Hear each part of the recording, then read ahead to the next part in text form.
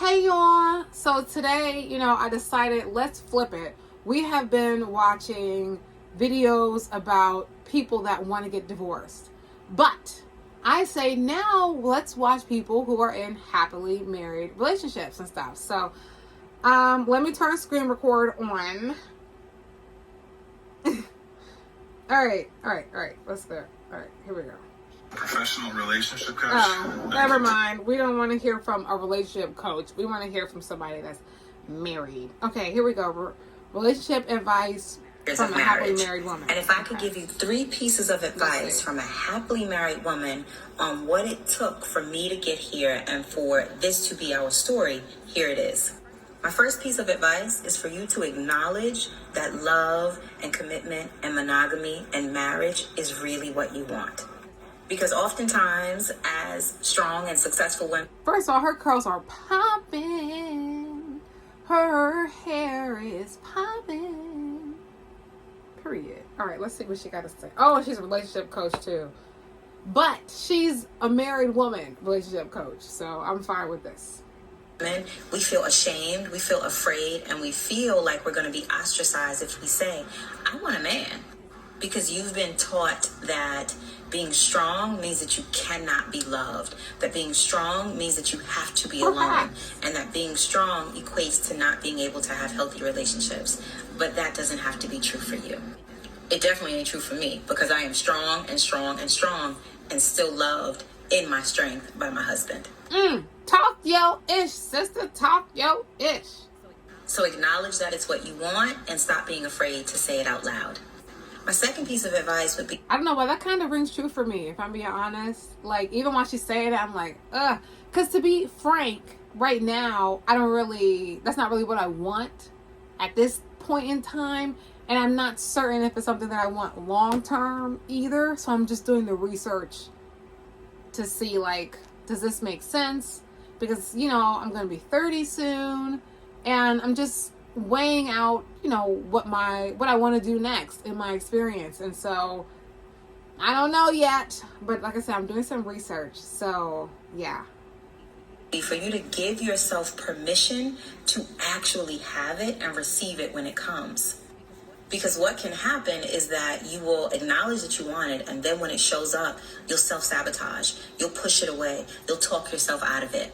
And you'll make up excuses around why you can't have it now. Well, I need to lose weight first, or when my credit is right, or when I have the time. When none of those things are a hindrance if you actually want it. Because you will make the time, you will do the work, you will create the... That's true. Like they be saying, if he wanted to, he would. Sometimes it's a hard pill to swallow, but it's true. The space for the thing that you really want. But the problem is you're afraid. You don't believe that you're actually worthy of having it, and so you don't think that it will come and it will stay. But trust yourself and trust love, because it wants to come and live with you.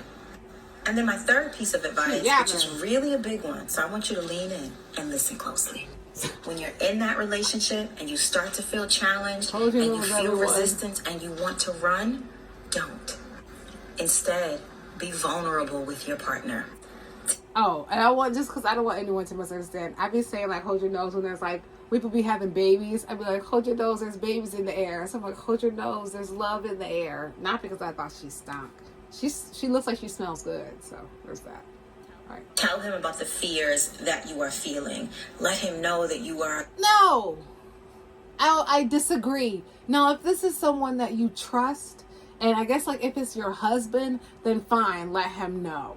But if this is not your husband, she's talking about for marriage, okay, so fine. If it's your husband, but don't, if you ain't married, don't just be telling some dude your weaknesses and what you need to work on. Don't just be going around spilling out your triggers to everybody. Being challenged by the relationship dynamic. It's okay to say, I've never been loved in this way, and I don't really know how to show up. This is hard for me because this is my first time being in a healthy relationship. That's real. It is. I can say, like, I'm very, like, non-emotional, and so it takes a lot for me to give a guy that I'm talking to a compliment. Like, I have to like physically make myself do it. And it's weird because I'm so complimentary to everyone. Like, I'm the type of person, if I'm walking and I like somebody's shoes and I never seen this person before, I'll tell them, like, oh, I like your shoes. Like, I'm just like that. And if I'm talking to someone, though, it's so challenging for me to give them a compliment.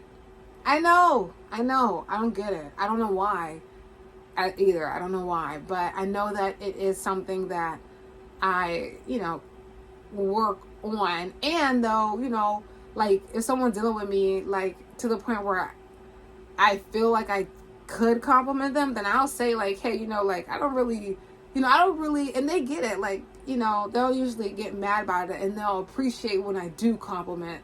But I rarely give, like, people I'm talking to, like, guys, I rarely give them compliments. It just feels weird to me. And yeah. Like, I'm spilling my own tea here. The ghetto. All right, let's keep going.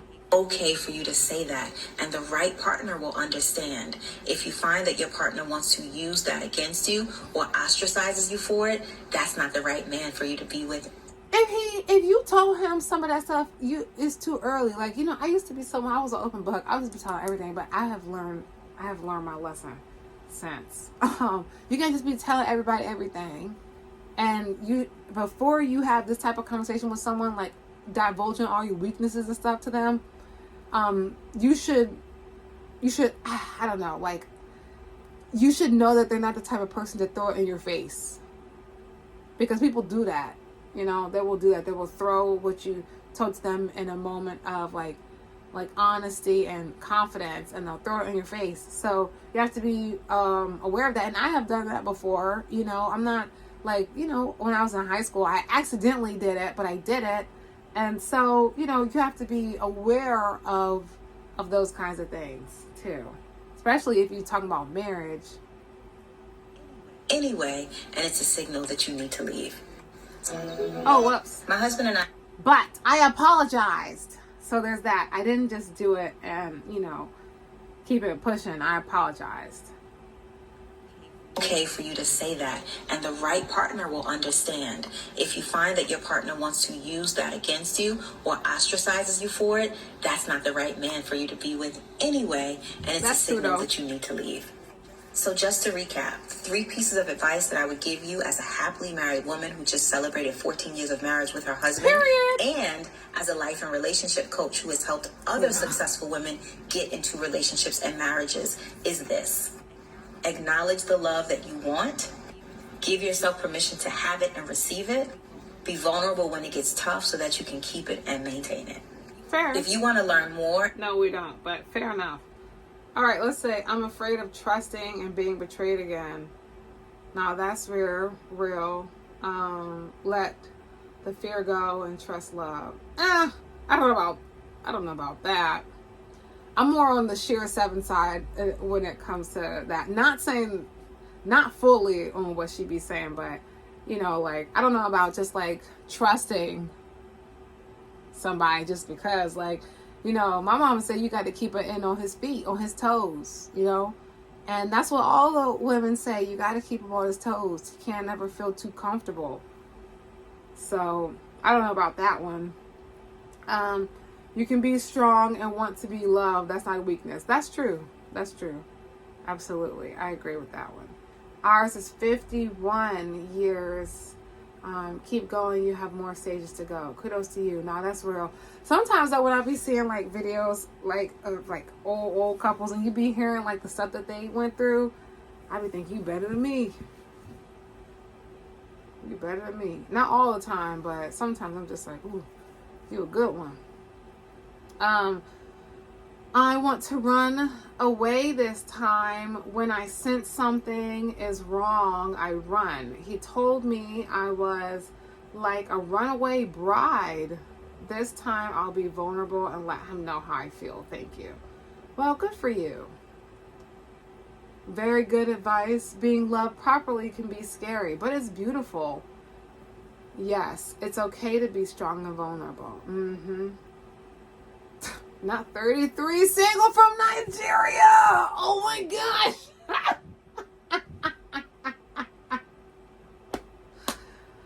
Oh my gosh. Chica said, I know where the babes hang out. She said, I did my market research and I know where to put my comments.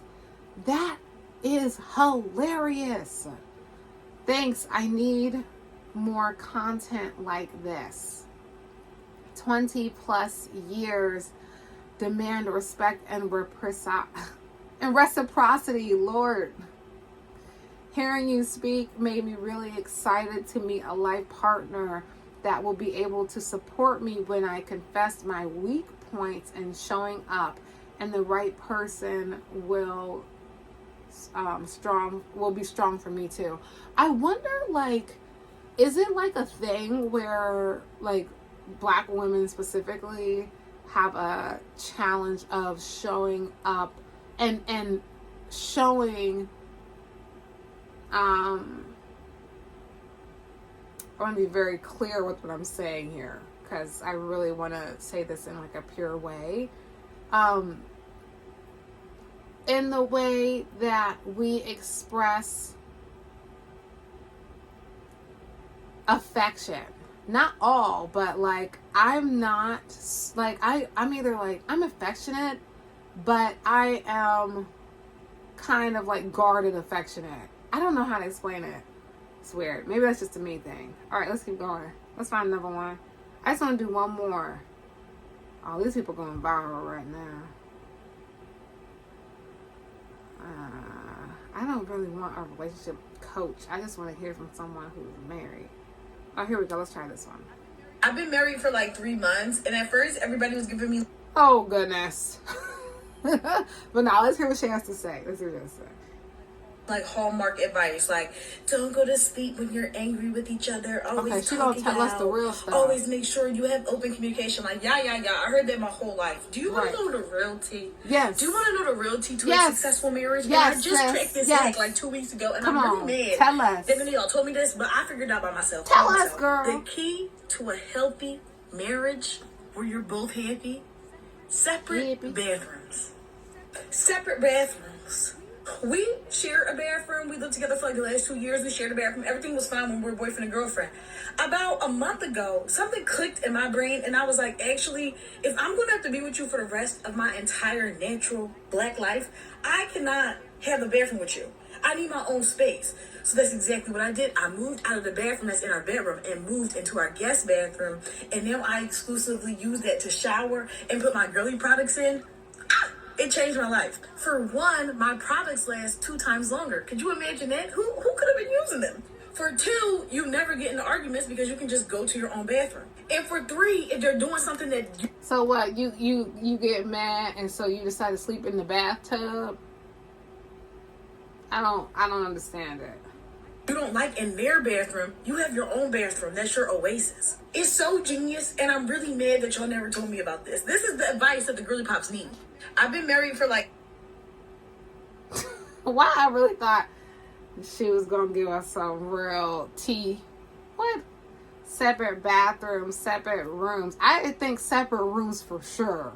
Now, separate bathrooms, I'm certain that's a helpful thing, but separate rooms, I think, seems like a good idea too. Like you have a his and hers room, and then maybe a together room. Like you need a 3-bedroom house for 2 people, or like just his room, her room. You know what I'm saying? And y'all can hang out with each other. But sometimes you need your own space, especially if somebody snore. Like, ooh, Lord. All right, separate bathroom, separate rooms. I think separate rooms for sure. Separate closet. That way, when his tendencies or value the space too much, you go to your own space. Yeah, I agree with that. To be honest, separate. Oh, secret key is separate. Oh, the secret key is separate. Separate everything. Okay, I can read, y'all. I promise.